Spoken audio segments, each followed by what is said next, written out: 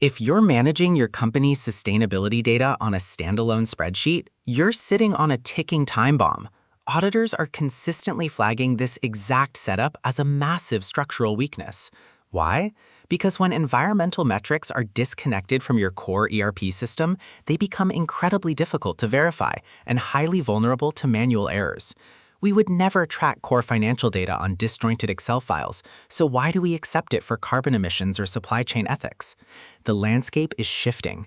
Certifications like the Speeki Meridian standard now actively assess how deeply your sustainability data integrates with your main operations. They are aggressively pushing companies away from clumsy manual collection, demanding direct, automated data flows instead. Wiring your ESG metrics directly into your ERP isn't just about surviving your next audit. It gives you the real-time, verified insights needed to make genuinely strategic business decisions. The era of the siloed sustainability spreadsheet is dead. It's time to plug in.